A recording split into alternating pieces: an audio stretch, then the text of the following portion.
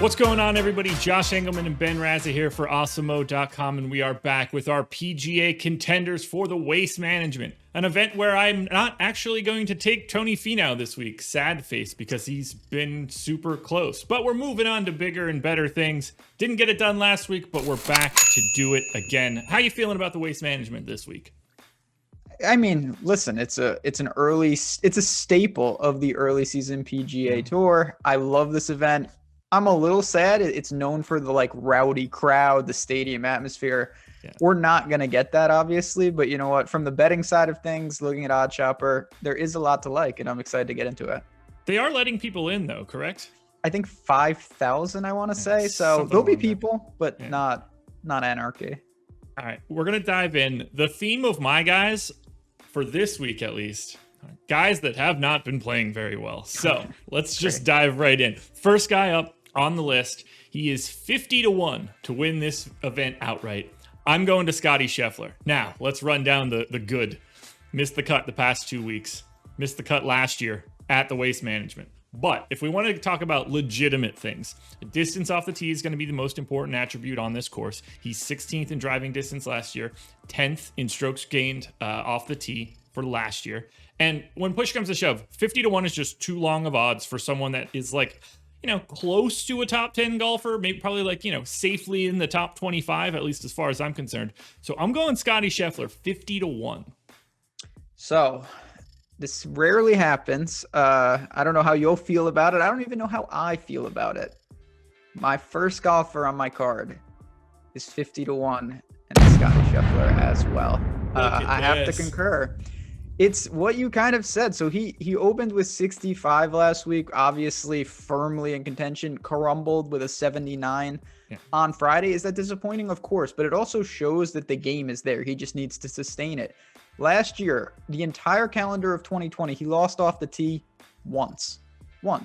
He's basically automatic. He happened to lose off the tee last week. He also lost 4 strokes putting. The game translates here. He can score. He's a phenomenal player. The most important thing, though, you already said, he's 50-1. That is with guys like Will Zalatoris, Billy Ho. To me, Scheffler's just in a cut above these guys. I think he's a serious threat. There's downside, of course, but you know what? For outrights, we don't care about that. Look at this. Could it be the rare double win with Scottie Scheffler for us? We have to retire if we do, right? Yeah, that would be the end of the show. That's fine. But what a way to go out. It'd be perfect. I hope he wins. I don't think we're diving into anything too much better, but I've got another one here for you. I'm curious to get your thoughts. And again, when push comes to shove, we're just trying to find value.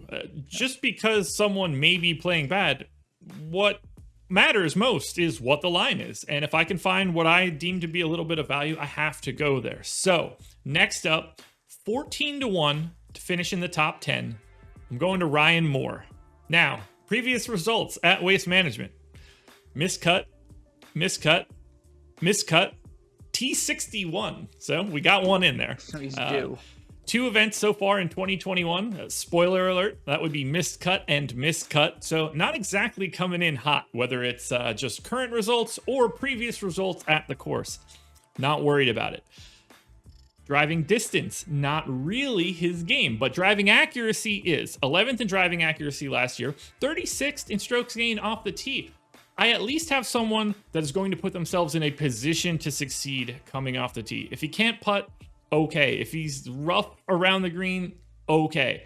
But 14-1 for a top 10, I think that's viable. I just think that's a little bit longer than it really should be. And it's not a huge margin, but if that were more in the 10 or 11-1 range, I wouldn't be as interested. But it came up just a little bit higher than I thought it should. So Ryan Moore is interesting only in the fact that he was hurt. He did not play since August. He returned in January, 2 missed cuts. There's obviously some rust.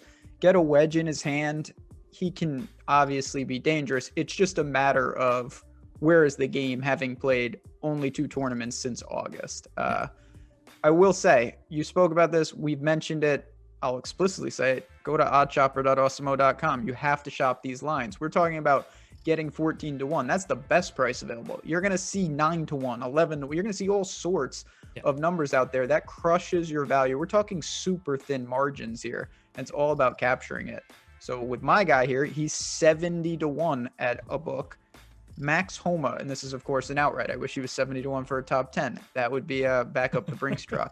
Max Homa is going to be popular in DFS, but for good reason. He's playing very well, coming off Amex, coming off Farmers, 18th at Farmers last week, gained 4.5 on the approach. Same formula that you're using. This guy is good off the tee. He's always been good off the tee, but he's lost in 2 straight off the tee. I think that corrects. The irons stay the same. Obviously, you're going to need a little putter. He's a Scottsdale guy. What's not to like? And if you're going to tell me 70-1, it's a stretch, of course, but you don't have to be right that often when you're laying these type of odds in an outright market. So we've got Ryan Moore, we've got Homa. Who is the final man to round out your 3-man card? Okay, so I've got 30-1 to top 5. We're going pretty big again. Okay. I don't want to go all the way to the outright market. I want a little bit of wiggle room because, most of these guys are just simply not going to win this waste management this week. So 30-1 to top 5. I'm going Lucas Glover. 55th in driving distance last year, 34th strokes gained off the tee. So I'm trying to get another guy that is pretty viable off of the tee. He was T42 last week, which I'll take. It wasn't a miscut. That's better than most of what I've been reading off so far since the video started. He was top 5 at Mayakoba in December. So he has had good results relatively recently. Didn't play the waste management last year, missed the cut in 2019, so we're back upon our theme. The real issue here for Glover, not a very good putter, and I guess I'm probably being a little bit diplomatic. Yeah, sure. But that is like the least of my worries. I will happily take a shot on a guy that could get hot with the putter for 4 days over someone that can't hit a tee shot. So this is the type of guy that I'm willing to be a little bit riskier with, because I think the ability to pay off bets when you're just simply like not a great putter is a little bit better. At least for me personally, that's something that I would rather cheer for. He's an interesting guy, only in the sense, I don't know if this helps or hurts you. So last week, to start his week, crushed the South course. Yeah. Then he almost missed the cut by playing the North course, which is the easy course. So I don't know what to make of that. Lucas Glover has one formula. He has to be amongst the best with the irons. He is a world-class iron player in life. That's what you need to get. He showed flashes of that last week at Torrey. My final guy, I'm going to the top 10 market, similar to what you did with Ryan Moore. I'm going to Kyle Stanley. He sits at 12-1 for a top 10. I liked him a lot last week. He was 18th at Farmers. He gained tee to green 6.7 strokes, 4 with the irons, lost with the putter. His course history, I don't know what you make of this. He won this event in 2012. Since then, 5 missed cuts, no finish better than 36 in 8 appearances. So I don't know if he used up all his good mojo like 10 years ago, but having said that, he's done it. His game is coming back. That's the most important thing. Kyle Stanley's playing a lot better. We saw it last week. He can certainly attack these par 4s. If you're going to give me north of 10-1, which I am getting here on a top 10 at 12-1, I'm willing to go there. Farmers was a stronger field in my opinion, and this is a much better course fit for him. Maybe not as difficult, but that's okay if the putter heats up. So the good thing about your bets, you have the rare opportunity, in theory, you could hit all 3. Obviously, I could hit all 3. I mean, is that not just a no-brainer? Well, not when you take 2 outrights. Like, that would make it difficult. If I hit all 3, there's a serious problem.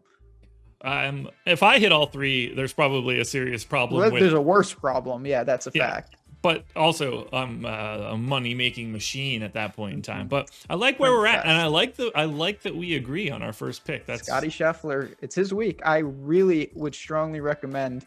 Like I said, if you have some of these books available, make sure you're shopping those lines and take a look at that type of player. It's not just him. There's a lot of guys in that range that our golf content is going to hone in on, whether it's shows or articles this week. There's opportunities there if you can survive the Rahm, Jake, Justin Thomases of the world. Keep your eyes peeled for that content coming out, whether it's written or video. We have a ton of it. And that'll do it for the PGA contenders. Those are our best bets for this week. We'll be back again next week. We're doing this constantly, guys. You can't get rid of us. And keep your eyes peeled later on this week for an NFL Super Bowl edition of the Contenders. Ben and I are going to give our best prop bets for this Sunday's Super Bowl. So thank you guys for watching. Hit the like button. Subscribe to the channel. Now that we're over 50,000 subs, all I can do is ask you to get us to 51,000, which would be fantastic. Good luck. this weekend at the Waste Management.